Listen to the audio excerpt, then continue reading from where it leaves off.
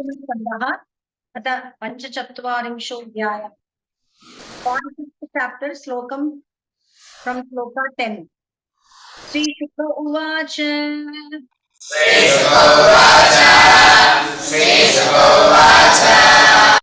ऋतुराया मनुष्यस्य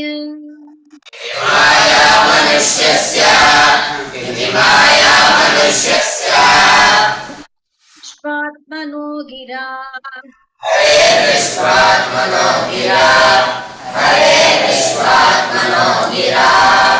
मोहितावङ्कमारोप्य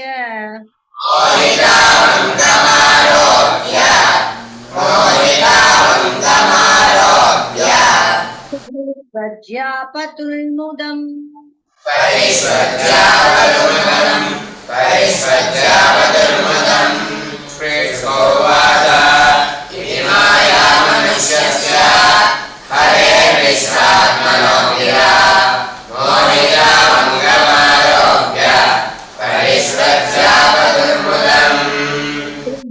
तौ अश्रुधाराभिः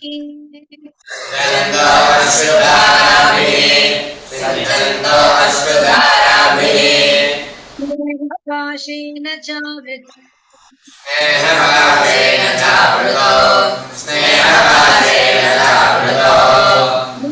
किञ्चित् ऊचतु राजन्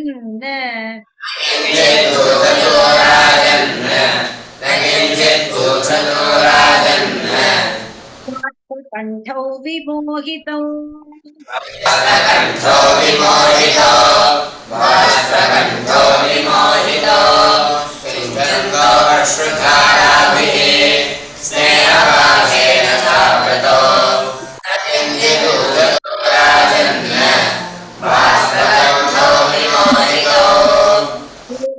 आश्वास्य पितरौ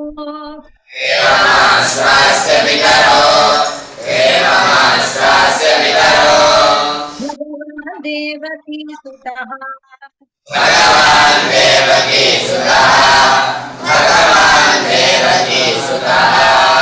मातामहं तु उग्रसेनम्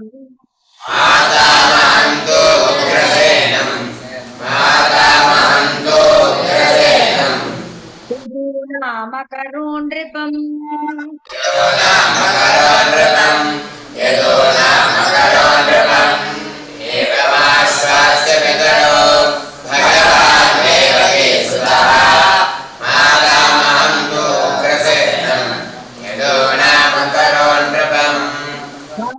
आस्वान् महाराज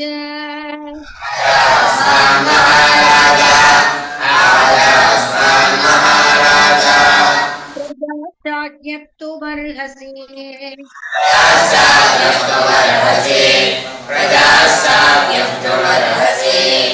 ययाति शापाद्यदुभिः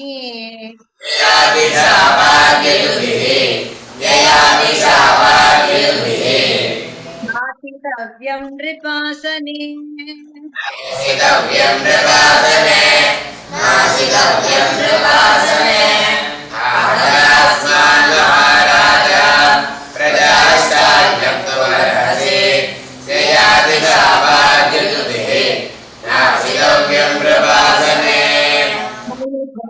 उपासीने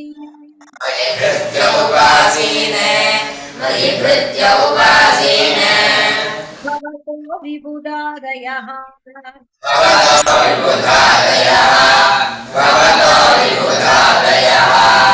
बलिं हरन्त्यवनताः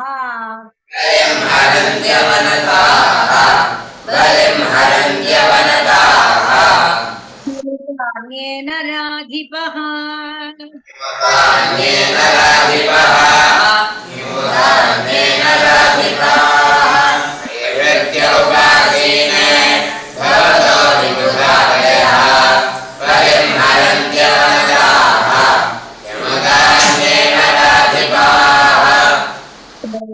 सर्वाण्याति सम्बन्धा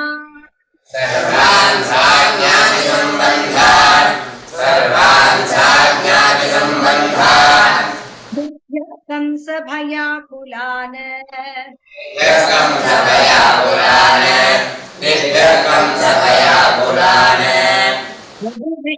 अन्धकमधु यदुवृष्णि अन्धकमधु यदुवृष्णि अन्धकमधु दासाढकुपुरादिकान् दासाढकुपुरादिकान् दासाढकुपुरादिकान् प्रलिमान् स्वाञ्जातिसम्बन्धान् दीर्घकं च भयाकुलान् यदुवृष्णि अन्धकमधु दासाढकुपुरादिकान् बाधितां समाश्वास्य सभाजितान् समाश्वास्य सभाजितान् समाश्वास्य वासकर्षितान् विदेशावासकर्षितान् विदेशावासकर्षितान् निवासयन् स्वगेहेषु निवासयत्स्वगेहेषु निवासयत्स्वगेहेषु वित्तैः सन्तर्प्य विश्वकृत् वित्तैः सन्दर्प्य विश्वकृत् वित्तैः सन्दर्प्य विश्वकृत् सभाजितान् समाश्वास्य विदेशावासकर्षितान् निवासयत्स्वगेहेषु वित्तैः सन्दर्प्य विश्वकृत् सङ्कर्षणभुजैः कृष्णसङ्कर्षणभुजैः कृष्णसङ्कर्षणभुजैः लब्धमनोरथाः उत्तालब्धमनोरथाः उत्तालब्धमनोरथाः गृहे सुरे मिरे सिद्धाः गृहेषु रेमिरे सिद्धाः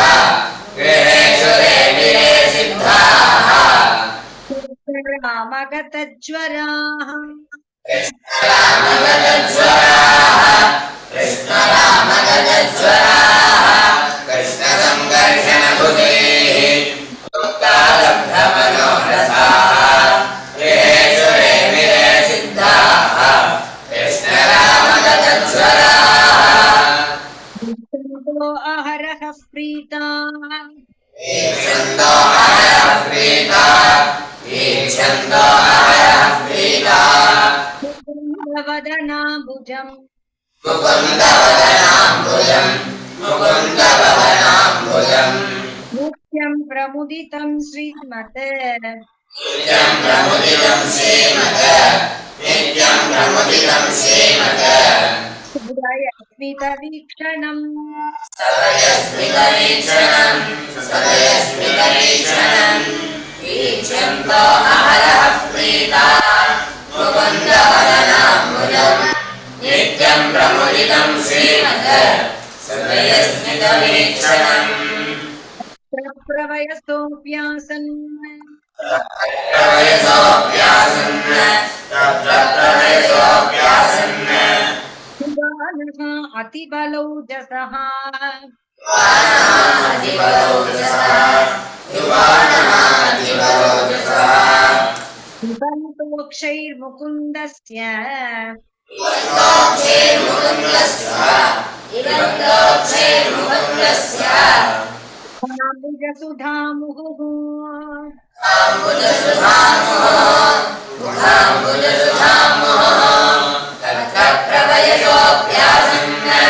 युवानः अतिबलौजसः पिबन्तोक्षैर्मुकुन्दस्य काम्बुजसुधामुहुः नन्दं समासाद्य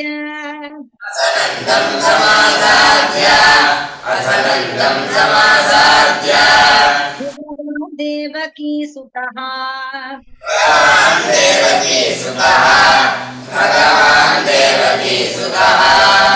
संकर्षणश्च राजेन्द्र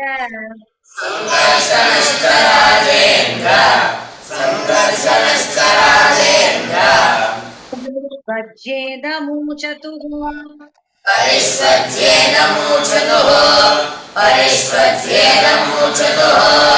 अथनन्दं समासाद्य भगवान् देवकी सुतः सङ्कर्षणश्च राजेन्द्र परिष्वज्येदमूचतुः युवाभ्यां स्निग्धाभ्याम् पितर्युवाभ्यां स्निग्धाभ्यां स्निग्धाभ्यां तौ लालित्य पोषितो लालितो वृषम् पोषितो लालितो वृषम् पित्रोरभ्यधिका प्रीतिः पित्रारभ्यधिका प्रीतिः पित्रारभ्यधिका प्रीतिः आत्मजेषु आत्मनोऽपि आत्मजेषु आत्मनोभिः आत्मजेषु आत्मनोभिः पितर्युगाभ्यां स्निग्धाभ्यां पोषितो लालितो वृषम् पित्रोरभ्यधिका प्रीतिः आत्मजेषु आत्मनोभिः पिता सा च जननी सविता सा च जननी सविता सा च जननी स्नीतां स्वपुत्रवत् यो पुष्णीतां स्वपुत्रवत् यो पुष्णीतां स्वपुत्रवत् बन्धुभिरुत्सृष्टान् शिशोर्बन्धुभिरुत्सृष्टान् शिशोर्बन्धुभिरुत्सृष्टान् वैपोषरक्षणे कोशरक्षणे कोशरक्षणे सविता सा च जननी यो पुष्णीतां स्वपुत्रवत् शिशोर्बन्धुभिरुत्सृष्टान् कल्पैर्कोशरक्षणे बन्धुभिरुत्सृष्टान् अकल्पैः पोषरक्षणे बन्धुभिरुत्सृष्टान् कल्पैर्कोशरक्षणे यातयूयं व्रजं तात यातयोऽयं व्रजं तात यातयोऽयं व्रजं तात वयं च स्नेहदुःखितान् स्नेहदुःखितान् वयं च स्नेहदुःखितान् ज्ञातीन्द्वो द्रष्टुमेष्यामः ज्ञातीन्वो द्रष्टुमेष्यामः ज्ञातीन्वो द्रष्टुमेष्यामः विधाय सुहृदां सुखम् विधाय सुहृदां सुखम् विधाय सुहृदां सुखम् यातयोऽयं व्रजं तात वयं च स्नेहदुःखितान् ज्ञातीन्वो द्रष्टुमेष्यामः विधाय सुहृदां सुखम् एवं सान्त्वय्य भगवान् एवं सान्त्वय्य भगवान् एवं सान्त्वय्य भगवान् नन्दं स व्रजमच्युतः नन्दं स व्रजमच्युतः नन्दं स व्रजमच्युतः वासोऽलङ्कारकुप्या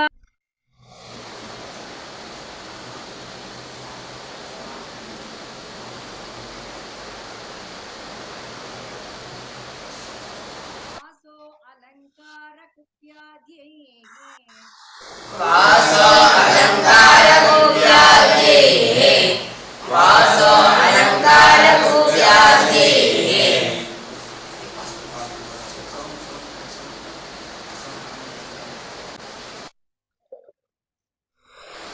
एवं सान्त्वय्य भगवान् एवं सान्त्वय्य भगवान् एवं सान्त्वय्य भगवान् स व्रजमच्युतः नन्दं स व्रजमच्युतः नन्दं स व्रजमच्युतः वासोऽलङ्कारकुप्याद्यैः वासो अलङ्कारकुप्याद्यैः वासो अलङ्कारकुप्याद्यैः हरयामास सादरम् हरयामास सादरम् हरयामास सादरम् एवं सान्त्वय्य भगवान् नन्दं स व्रजमच्युतः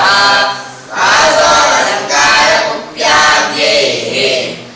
हरयामास सादरम् इत्युक्तस्तौ परिष्वज्य इत्युक्तस्थो परिष्वज्य इत्युक्तस्थो परिष्वज्य प्रणयविह्वलः नन्दप्रणयविह्वलः नन्दप्रणयविह्वलः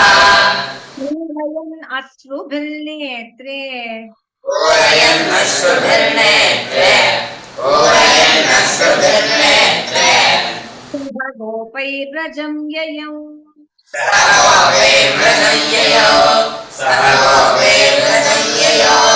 इत्युक्तस्तो परिष्वज्य नन्दः प्रणयविह्वलः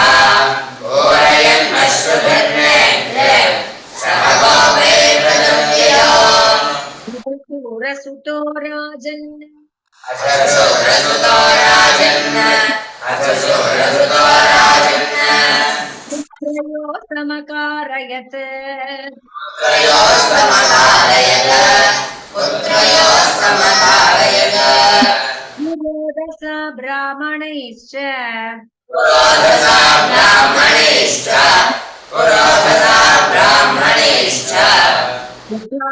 द्विज संस्कृतिम्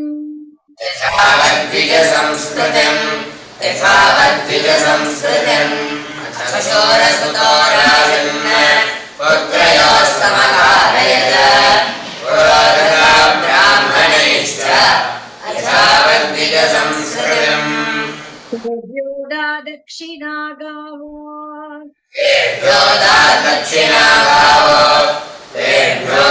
दक्षिणा गावो समाला स्वलङ्कृताः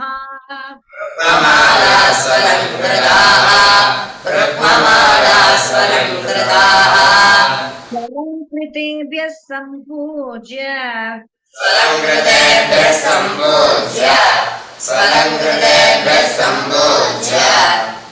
वत्साः क्षौममालिनीः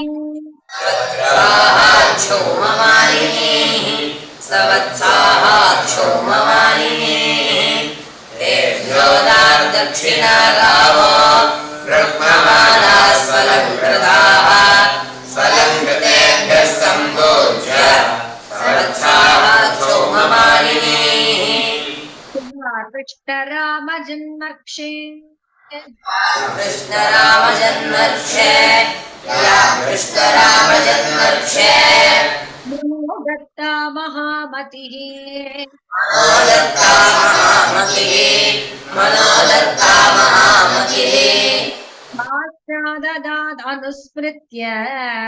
राष्ट्राविराजनुस्मृत्य कंसेन अधर्मतो हृताः कंसेन अधर्मतो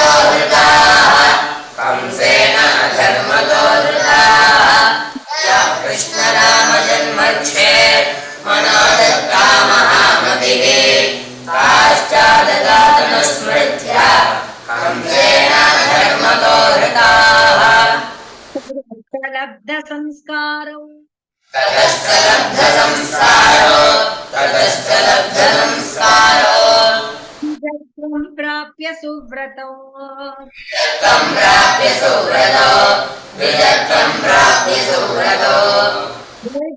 यदुकुलाचार्यात्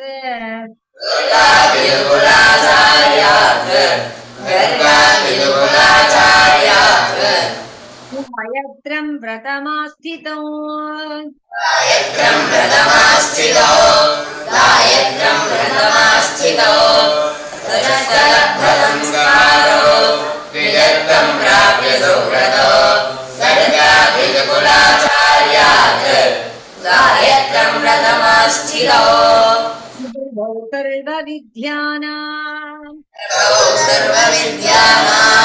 प्रभवो सर्वविद्यानां सर्वज्ञौ जगदीश्वरौ सर्वज्ञो जगदीश्वरो सिद्धामलज्ञानम्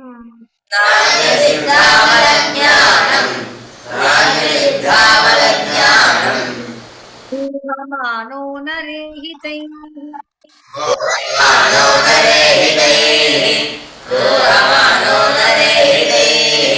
प्रभवो सर्वविद्यानां सर्वज्ञो जगदीश्वरो नान्यसिद्धामलज्ञानम् ऊहमानो नरेहितैः नमः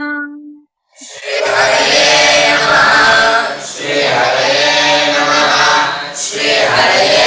नमः गोविन्दा जीवनस्मरणं गोविन्दा